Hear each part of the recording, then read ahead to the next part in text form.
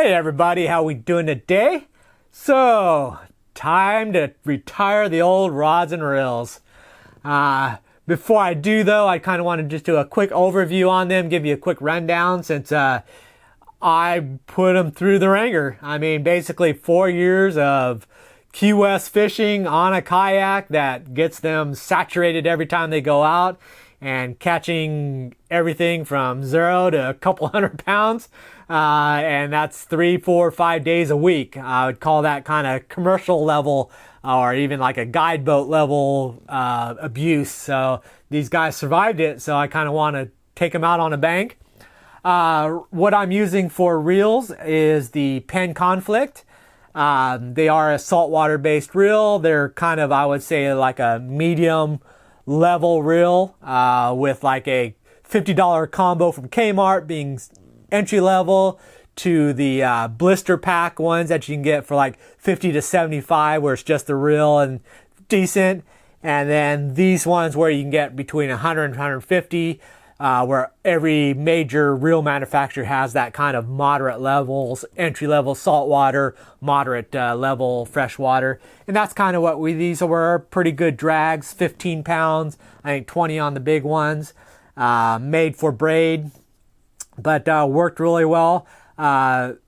Lasted 4 years, but with the kind of asterisk that I rebuild these reels on average every 3 to 4 weeks is the reason why they survived, and that they're probably only 50% of the original pieces, where the other 50 are all new pieces that I bought and replaced, including like side plates, bearings, gears, everything like that. Major negative for them is the main gear on these Penn Conflicts, made out of pot metal and just garbage. If it was a freshwater, you never have to worry about it. But because of saltwater corrosion, and mine because it's basically every trip out is virtually submerging in saltwater, the main gears were definitely a weak spot. I'd use it, the corrosion would start building up on the inside, and then you'd get to the point where you get one little grip on it and one turn and those gears would strip. They're just too soft. And I have to swap them, kill that reel and rebuild it and then be back in norm again. I was buying those main gears pretty much 5 at a time. I would go through them so much. Finally, I did my resolve to that was as I'm fishing with it, I'm reeling. If I felt anything, just a hint of any grinding, any bit of roughness with it, boom, stop, put that reel away, don't touch it, don't turn crank that thing out at all till I can get home, strip it down, clean it all through, oil it up, and go from there. And then after that, I'll get a couple more builds with that same main gear, but once that corrosion starts eating it, it becomes a magnet for corrosion again. It just adheres to it so fast. I can get probably 3 real rebuilds out of the main gear, even though I don't toast them, but I would have to pitch them because it's just too corroded up. Had a little bit of minor corrosion, or now it's major, but 4 years on the bail arms. That the white corrosion on those are the whole layer of it is corroded away. The paint, the top layer of metal. So now it's just a rough paste of white corrosion left, and that's after cleaning it. So that's not so good.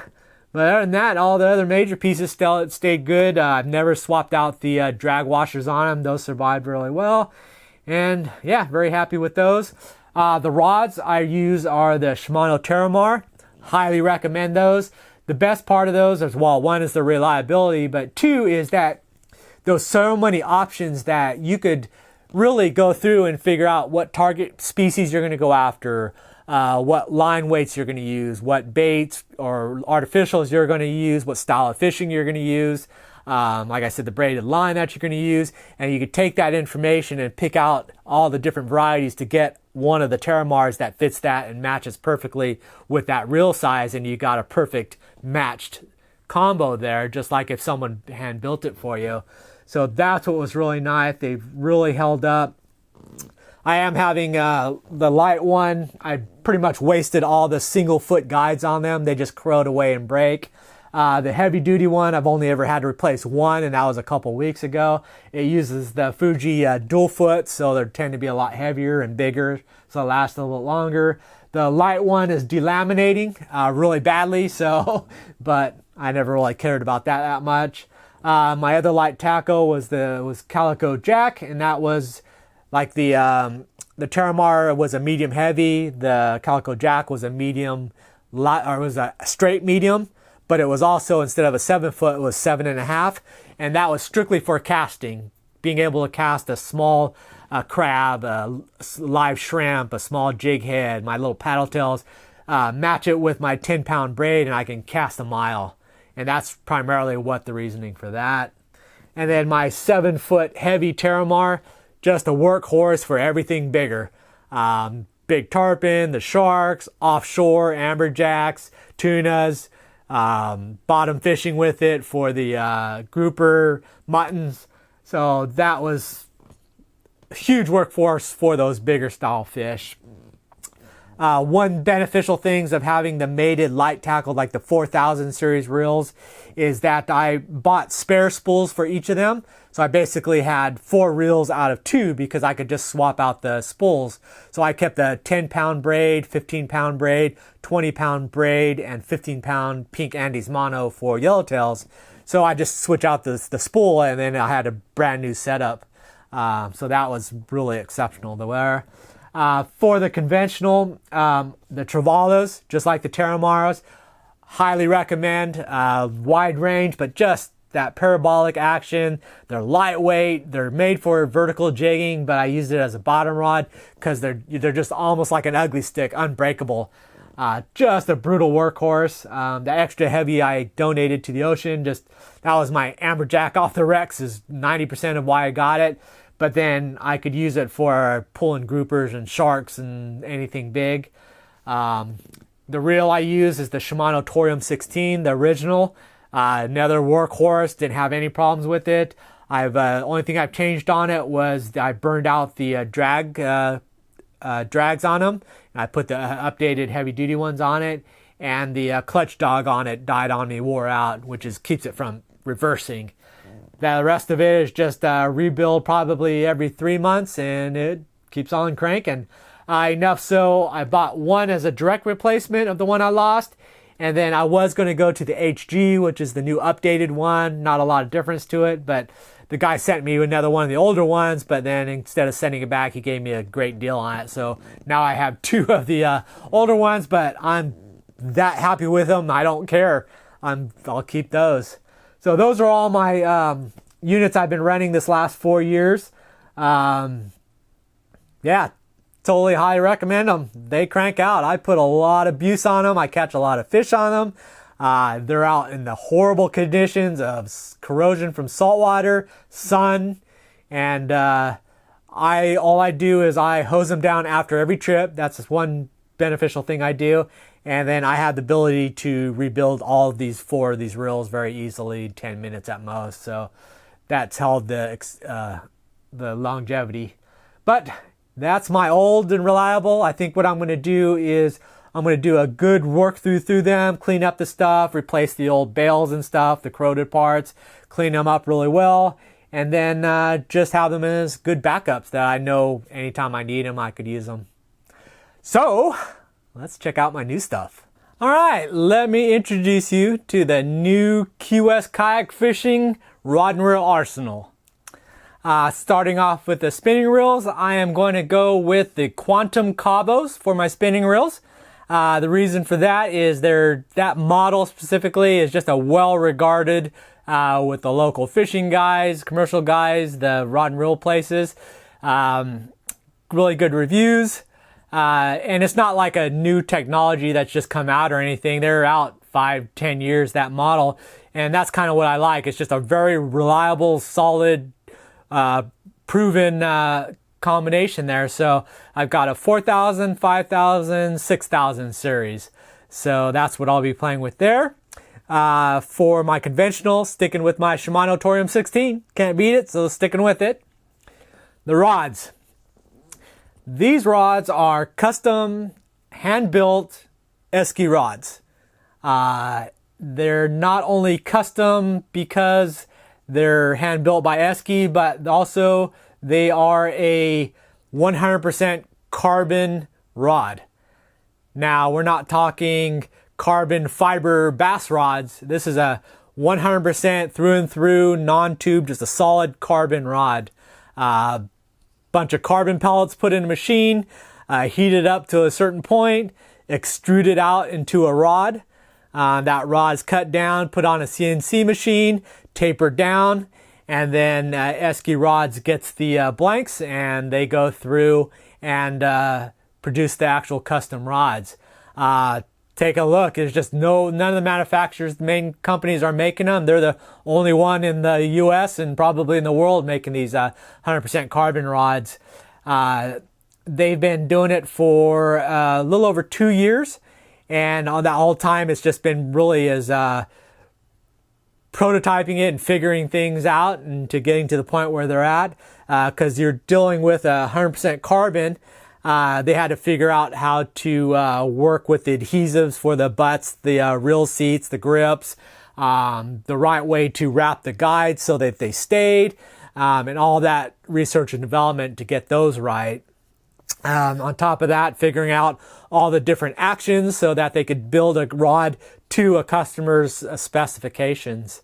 The Esky Rod Shop, I did a video last year about them, and I kind of featured about how to do a professional guide replacement.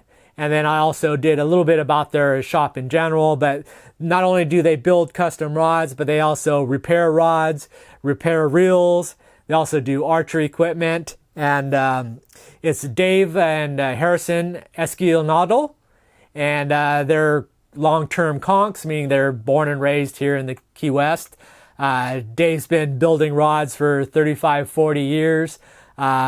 His son Harrison is kind of the main guy now for reel repair and then building and fixing rods as well. Dave is still a professional fishing guide, so he's still got his thumbnail on everything that's going on, and that's the main go-to shop in Key West for all the professional fishermen out here. So that is the rods that I'm going to be sporting.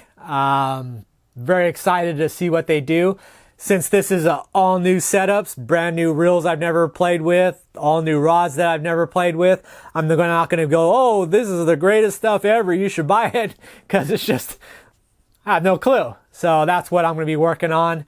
It's going to be beneficial for you guys, because now that I have these things, I'm going to go catch a whole bunch of fish, and I don't care what kind of fish. I'm just going to bend these rods and put them through the testing, because I know my other rods. I know them inside like the back of my hand, what they can do, what they can't do. So I got to learn all new builds on these. For these 100% carbon rods, what they're similar to is kind of like the Trevala, the parabolic rods, where it's that full rod bend that you get. You get a lot of bend, but they're super strong. With these carbon rods, it's that same bend, but getting to that point, it's a slower action.